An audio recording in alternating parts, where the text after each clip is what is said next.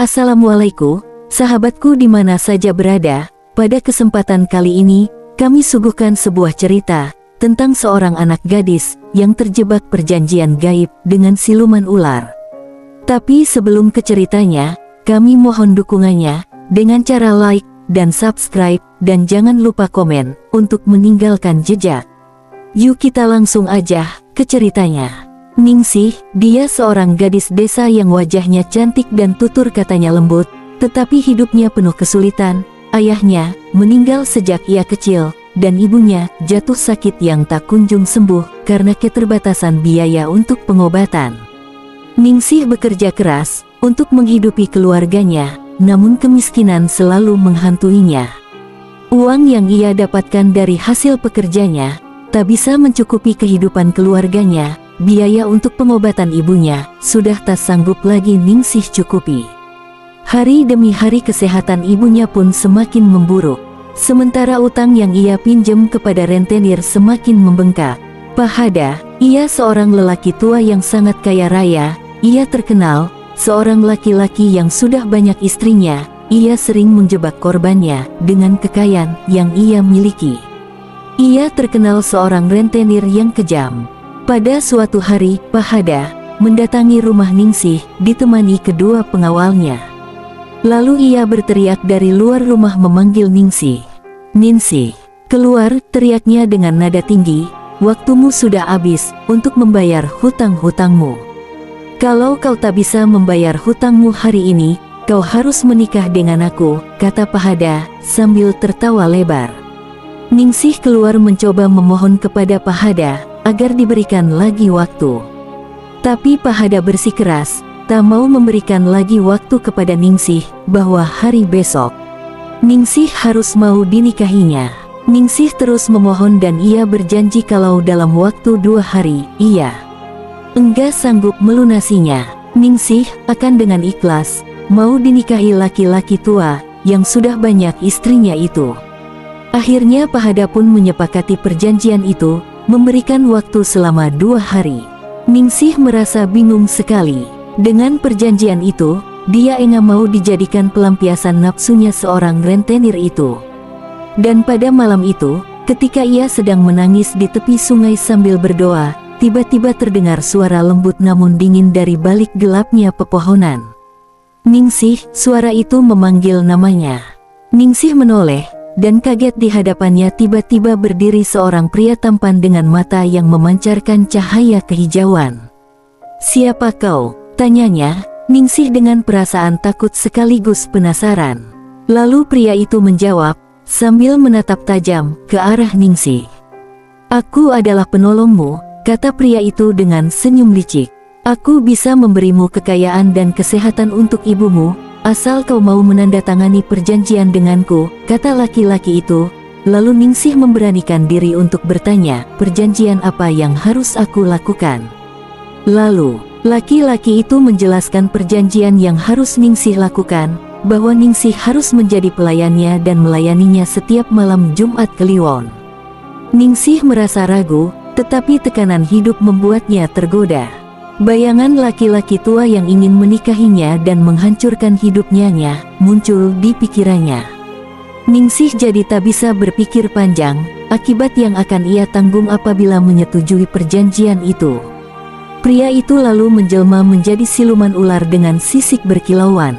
Meskipun takut, Ningsih menyetujui perjanjian tersebut, dan pada keesokan harinya Ningsih merasa kaget mendapati uang dan emas di tempat tidurnya.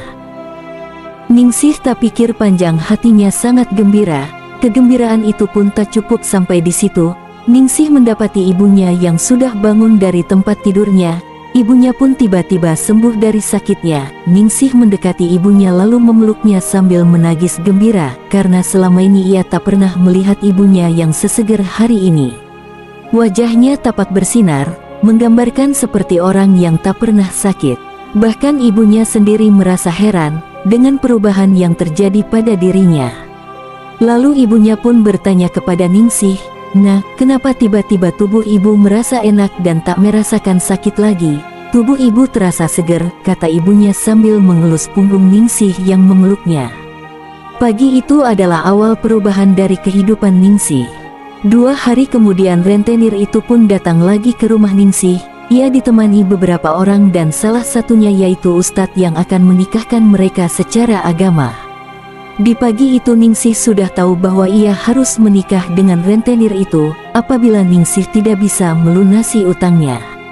Ningsih sudah berpakaian rapih, ditemani ibunya yang kini sudah sembuh dari sakitnya. Ningsih menyambut mereka dengan ramah tamah, mempersilahkan tamu-tamunya untuk masuk dan menikmati hidangan seadanya. Pahada, dia merasa gembira sekali. Dia mengira bahwa Ningsih sudah mau menerima untuk dijadikan istrinya. Setelah mereka semua sudah duduk, Pahada memulai pembicaraannya. Ningsih, sesuai dengan perjanjian yang telah kita sepakati bersama, pada hari ini kita akan melaksanakan pernikahan, kata Pahada dengan penuh keyakinan bahwa Ningsih tidak akan bisa melunasi hutangnya. Lalu Ningsih pun menjawab, "Iya Pak, saya akan menepati janji saya." Pahada sumringah mendengar jawaban Ningsih seperti itu. Di benaknya sudah terbayang akan mendapatkan gadis desa yang cantik. Ia sudah tak sabar lagi. "Kalau begitu, kita tunggu apa lagi? Kita mulai aja ijab kabulnya," kata Pahada dengan nada yang tidak sabar ingin cepat-cepat menikahi Ningsih. Gadis desa yang punya wajah cantik. "Tunggu dulu Pak, maksud saya bukan untuk menikah," kata Ningsih. "Lalu apa?" kata Pahada. "Kamu kan gak bakal bisa ngelunasi utang-utangmu," kata Pahada. "Kemarin iya, saya belum punya untuk melunasi utang ke Bapak, tapi kali ini uang itu sudah ada," kata Ningsih sambil memberikan uangnya kepada Pahada. "Uang ini sudah cukup dengan jumlah yang Bapak minta, bahkan saya sudah melebihkannya, untuk tanda terima kasih saya karena Bapak yang sudah memberikan waktu kepada saya," kata Ningsih dengan nada sopan. Muka Pahada kelihatan memerah. Ia merasa malu dan campur heran, kenapa Ningsih bisa mendapatkan uang sebanyak itu dengan waktu yang sangat singkat. Dengan rasa malunya Pahada pun melangkah pulang, tanpa pamitan, bahkan teman-temannya pun ia tinggalkan.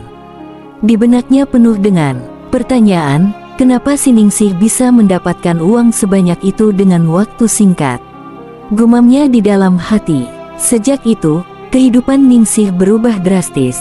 Kekayaan datang dengan mudah, ibunya pun sembuh dari penyakitnya secara tiba-tiba, dan dengan kekayaannya ia pun dihormati oleh semua orang-orang desa karena selain sikapnya yang sopan ia pun kerap kali membantu warga-warga yang kesusahan. Namun, semua kekayaan yang Ningsih dapatkan itu memiliki harga yang harus dibayar dengan pengabdian kepada siluman ular. Pada setiap malam Jumat Kliwon Ningsih harus melayani siluman ular yang berwujud lelaki tampan untuk melakukan hubungan badan, dan setelah itu di tempat tidurnya akan dipenuhi uang dan emas. Namun semakin lama, Ningsih merasa ada yang salah. Tubuhnya mulai melemah, kulitnya mulai merasa gatal-gatal, dan mulai ada bintik-bintik seperti sisik ular di leher dan tangannya. Dan lama-kelamaan kulitnya terasa mengeras, seperti sisik ular. Perubahan itu mulai digunjingkan tangannya. Yang semakin lama tubuh Ningsih semakin banyak ditumbuhi sisik ular, dan tak lama dari itu ibunya pun meninggal dengan tiba-tiba. Ningsih sangat terpukul sekali, dia tupuan hidup satu-satunya harus meninggalkannya. Kini Ningsih harus hidup seorang diri, dengan dihantui rasa cemas, mengingat perubahan yang terjadi pada dirinya. Semakin hari semakin terasa terasingkan, tak ada yang mau mendekatinya. Teman-teman yang dekat dengannya, kini mereka menjauhinya. Mereka seperti ketakutan bila harus berhadapan dengan Ningsih. Banyak desas-desus bahwa ibunya telah dijadikan tumbal pesugihan.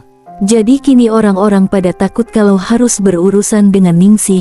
Mereka takut dijadikan tumbal pesugihan oleh Ningsih.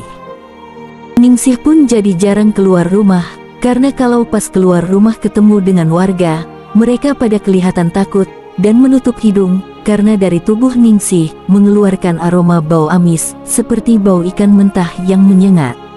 Kini Ningsih jadi terasa terasingkan, hidupnya sudah merasa tidak tenang lagi, penuh diliputi rasa takut dan kekhawatiran.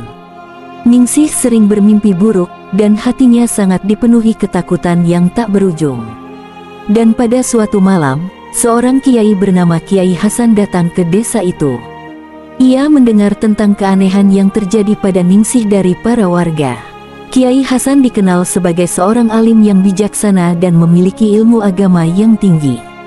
Beliau merasa terpanggil hatinya, dengan izin Allah, ia memutuskan untuk membantu Ningsih. Kiai Hasan mendatangi rumah Ningsih dan melihat aura gelap yang menyelimuti tempat itu.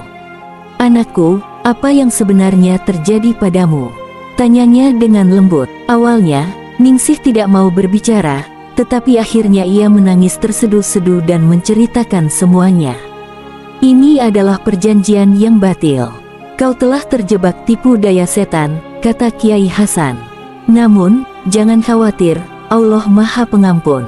Kita harus memutuskan perjanjian ini dengan kekuatan doa dan taubatmu, dan harus memusnahkan barang-barang pemberian siluman ular itu." Dan Ningsih pun menyerahkan beberapa jimat dan kain pemberian siluman itu untuk dimusnahkan. Malam itu, Kiai Hasan membawa Ningsih ke surau untuk melaksanakan ritual ruqyah. Ia membaca ayat-ayat Al-Quran dengan penuh kehusyukan, dengan sambil membakar jimat dan kain pengikat perjanjian gaib itu. Saat doa-doa dipanjatkan, tiba-tiba angin kencang berhembus, dan suara mengerikan terdengar dari luar surau. Siluman ular muncul dalam wujud aslinya, berusaha menghalangi usaha Kiai Hasan. "Kau tak bisa mengambilnya dariku," teriak siluman itu. Namun, Kiai Hasan tetap teguh, melafalkan ayat kursi dengan lantang. Siluman ular mengerang kesakitan, sisiknya mulai terbakar oleh kekuatan doa. "Pergilah, kau makhluk terkutuk. Allah adalah pelindung kami," seru Kiai Hasan. Siluman ular itu pun mencoba menyerang Kiai Hasan, dan Kiai Hasan pun balik menyerang dengan menyambitkan sorbannya ke arah siluman ular itu sambil terus melafalkan bacaan ayat suci Al-Quran. "Enyahlah makhluk terkutuk," kata Kiai Hasim sembari mengucapkan takbir Allahu Akbar, dan kemudian tubuh ular itu pun mulai terbakar dan dia pun berteriak kesakitan. Setelah perjuangan panjang, akhirnya siluman ular musnah. Ningsih jatuh pingsan, tetapi wajahnya terlihat lebih tenang. Ketika ia sadar, Kiai Hasan memberinya nasihat untuk selalu dekat dengan Allah dan meninggalkan segala bentuk kepercayaan pada hal-hal gaib yang menyesatkan. Ningsih pun bertobat sepenuh hati.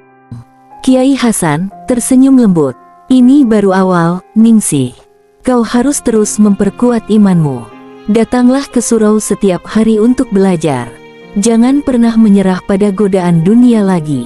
Saya berjanji, Kiai, saya ingin memperbaiki hidup saya dan mendekatkan diri kepada Allah.